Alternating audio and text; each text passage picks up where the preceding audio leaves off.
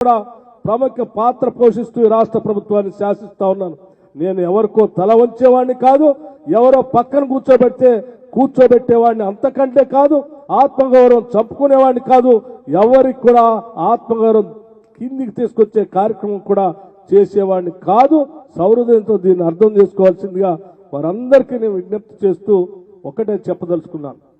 ఈరోజు మనం ఏ పేదవాళ్ళ కోసమైతే, ఏ నిరుద్యోగ యువకుల కోసమైతే, ఏ ఇళ్లు లేనటువంటి వాళ్ళ కోసమైతే, ఏ పేదవాళ్ళు 200 యూనిట్ల వరకు కరెంటు బిల్లులు కావాలని కోరుకున్నారో అటువంటి వారి కోసం ఈరోజు కంకణబద్దులై పనిచేస్తున్నాం. చిత్తశుద్ధితో ఈ సంకల్పాన్ని అర్థం చేసుకోవాల్సిందిగా ప్రజలందరికీ కూడా నేను విజ్ఞప్తి చేస్తా ఉన్నాను. దయచేసి మిత్రులు ఎవరైనా నిన్న ఆ ఫోటో చూసి ఎవరైనా మానసికంగా క్షోభకు గురై ఉంటే దయచేసి అర్థం చేసుకోవాల్సిందిగా కోరుతూ, భవిష్యత్తులో కూడా మా ఈ సంకల్పం ఇదే దిశలో ముందుకు పోతా ఉంటుంది. మాకు ఇచ్చినటువంటి అవకాశాన్ని సంపద పెంచే కార్యక్రమాన్ని చేస్తాం. ఆ పెంచిన సంపదని ప్రజలకు పంచే కార్యక్రమాన్ని కూడా చేస్తాం. ఈరోజు సింగరేణికి సంబంధించిన ఆస్తులు కానీ, సంస్థను కానీ, వ్యవస్థను కానీ ఇంకా పెద్ద ఎత్తున అభివృద్ధి చేస్తాం.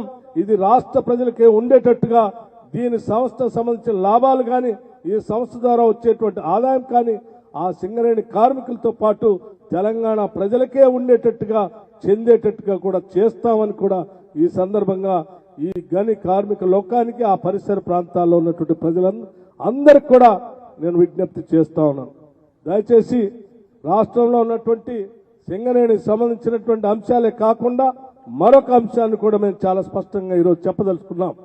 ఈరోజు రాష్ట్ర ప్రభుత్వం నుంచి మేము నోటిఫికేషన్ ద్వారా మేము మాటిచ్చాము. ఆ రోజు పబ్లిక్ సర్వీస్ కమిషన్ ని ప్రక్షాళన చేస్తామని.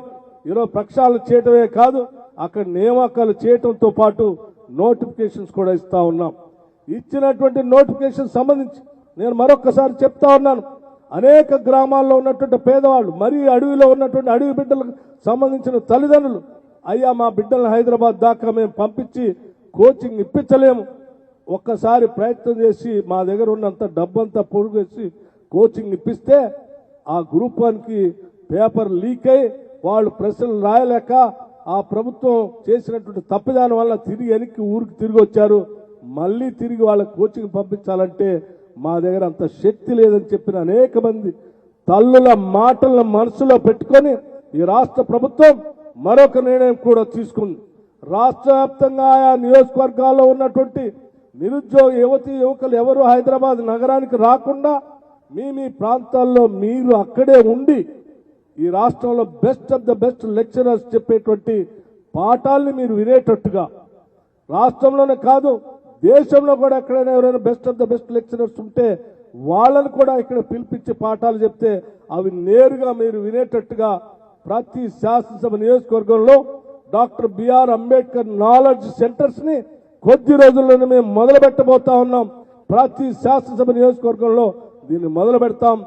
ఆన్లైన్లో పాఠాలు చెప్పిస్తాం. ప్రతి విద్యార్థి అందులో కూర్చొని నేరుగా పాఠం ఉన్నట్టుగా ఉండేటట్టుగా టెక్నాలజీని ఉపయోగించి పేదలు ఎవరికి రూపాయి ఖర్చు లేకుండా అందుబాటులోకి తీసుకొచ్చే కార్యక్రమాన్ని కూడా చేస్తా ఉన్నాం.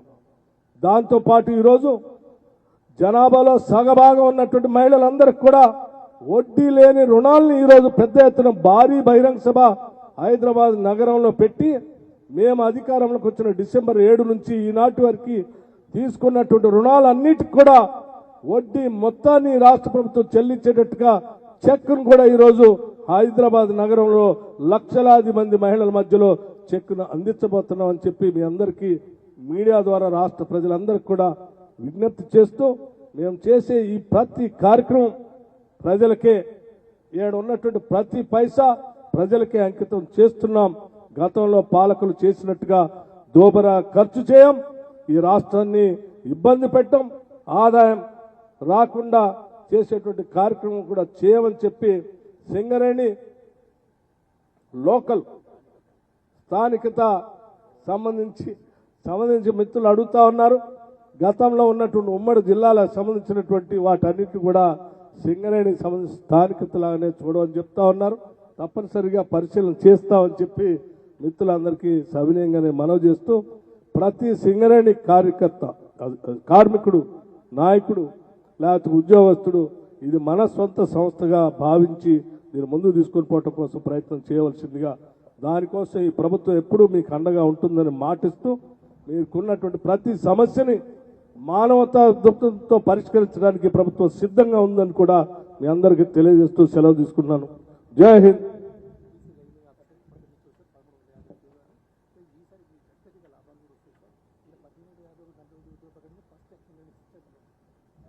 సింగరేణికి సంబంధించి కొన్ని ప్రకటనలు కూడా చేస్తా ఉన్నాం. బీసీ లైజనింగ్ ఆఫీసర్ని నియామకాన్ని ప్రకటిస్తా ఉన్నాం. అట్లాగే 1352 ఉద్యోగాల నియామకాన్ని కూడా ఖాళీలు ఉన్నటువంటి కూడా ప్రకటిస్తున్నాం. ఈరోజు 1352, గతంలో 489, మొత్తం కలిపి 1841 ఉద్యోగాల్ని మేము వచ్చిన దగ్గర నుంచి సింగరేణిలో నింపటం కోసం ప్రయత్నం చేస్తూ ఉన్నాం.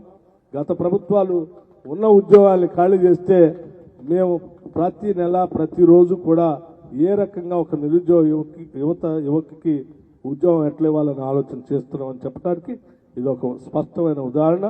కేవలం 90 రోజుల్లోనే దాదాపు 30,000 ఉద్యోగాల్ని ఈరోజు రాష్ట్రంలో కొత్తగా నియామక పత్రాలు ఇచ్చాం.